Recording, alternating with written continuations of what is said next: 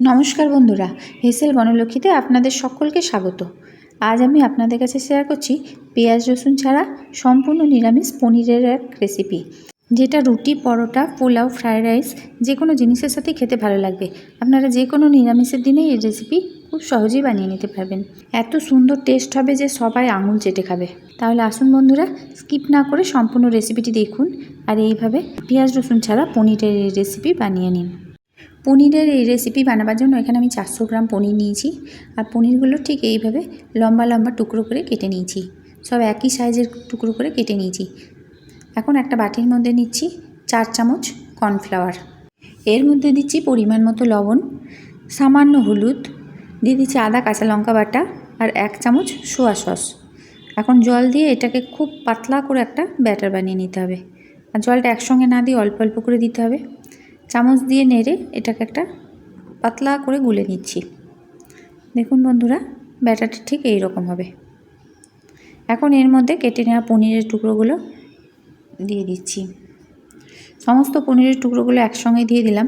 এখন চামচ দিয়ে খুব ভালো করে ব্যাটারটা পনিরের গায়ে লাগিয়ে নিতে হবে। একটু সাবধানে নেড়ে চেড়ে মিশিয়ে নিতে হবে যাতে পনিরের টুকরোগুলো ভেঙে না যায়। দেখুন বন্ধুরা, পনিরের টুকরোগুলো আমি খুব ভালোভাবে মিশিয়ে নিলাম। এখন কড়াইয়ে গরম করছি সাদা তেল। তেলটা ভালোভাবে গরম হওয়ার পর কর্নফ্লাওয়ার মাখানো এই পনিরের টুকরোগুলো এক এক করে ছেড়ে দিচ্ছি।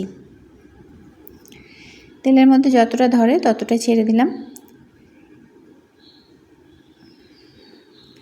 এক দিকটা ভাজা হলে অপর দিকটা উল্টে দিতে হবে। যেহেতু কর্নফ্লাওয়ার দেওয়া আছে তাই পনিরগুলো একটার সাথে একটা লেগে যায়, তবে অল্প পরিমাণ ছাড়লে সেটা লাগবে না। আমি 2 ছাঁকে ভেজে নেব বলে বেশি করে ছেড়ে দিয়েছি একসাথে। অবশ্য লেগে গেলেও কোনো অসুবিধা হয় না, একটু ঠান্ডা হয়ে যাওয়ার পর এগুলো একটার গা থেকে আরেকটা ছাড়িয়ে নেওয়া যায়। পনিরগুলো আমি ভেজে নিলাম, খুব বেশি করে ভাজবো না, তাহলে পনির শক্ত হয়ে যায়। তেল ঝরিয়ে পনিরগুলোকে তুলে নিতে হবে। ওই তেলেই বাকি পনিরগুলো আবার ছেড়ে ভেজে নিচ্ছি। সমস্ত পনির তুলে নেওয়ার পর দিয়ে দেবো ক্যাপসিকাম। ক্যাপসিকামগুলো এরকম মোটা টুকরো করে কেটে নিয়েছি। এখানে আমি 2টো ক্যাপসিকাম নিয়েছি। ক্যাপসিকামগুলো এখন ভেজে নিতে হবে। পরিমাণ মতো লবণ দিয়ে দিলাম। লবণ দিলে ক্যাপসিকামটা তাড়াতাড়ি ভাজা হয়ে যাবে। যদি আপনারা পেঁয়াজ রসুন ইউজ করতে চান তাহলে পেঁয়াজগুলো ক্যাপসিকামের মতোই মোটা করে কেটে নিয়ে ক্যাপসিকামের সঙ্গেই ভেজে নিতে হবে, একসাথেই ভাজা যাবে। আর তেলের উপর আগে রসুনটাকে দিয়ে দিতে হবে।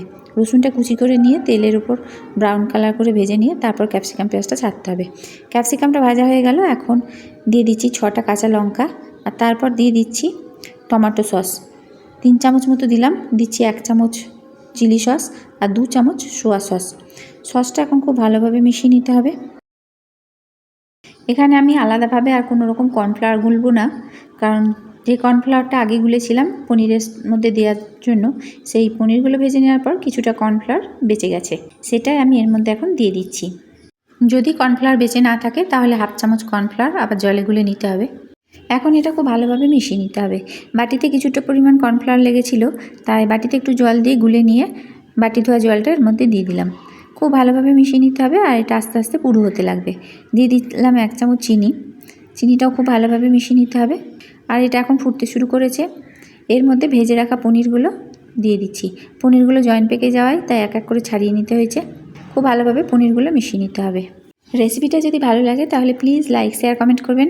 আর যে সকল নতুন বন্ধুরা রেসিপিটা দেখছেন তাদের যদি ভালো লেগে থাকে তো প্লিজ চ্যানেলটিকে সাবস্ক্রাইব করার সঙ্গে পাশে থাকা বেল আইকন অবশ্যই প্রেস করবেন, তাতে আমার নতুন ছাড়া ভিডিও নোটিফিকেশন আপনাদের মোবাইলে আগে পৌঁছে যাবে। তো দেখুন বন্ধুরা, পনিরটা আমি খুব ভালোভাবে মিশিয়ে নিলাম আর এটা এখন ফুটতে দিতে হবে। ফুটে যাওয়ার পর গ্যাস বন্ধ করে ঢাকা দিয়ে স্ট্যান্ডিং টাইমে 5 মিনিট রাখলেই তৈরি হয়ে যাবে চিলি পনির। দেখুন বন্ধুরা, ফুটতে শুরু করেছে। আমি এখন গ্যাসটা বন্ধ করে দিলাম। পনির বানালে এইভাবে অবশ্যই একবার বানিয়ে দেখবেন। নিরামিষ এই চিলি পনির কিন্তু খেতে দুর্দান্ত লাগে। আমার এই চিলি পনিরের রেসিপি হয়ে গেল।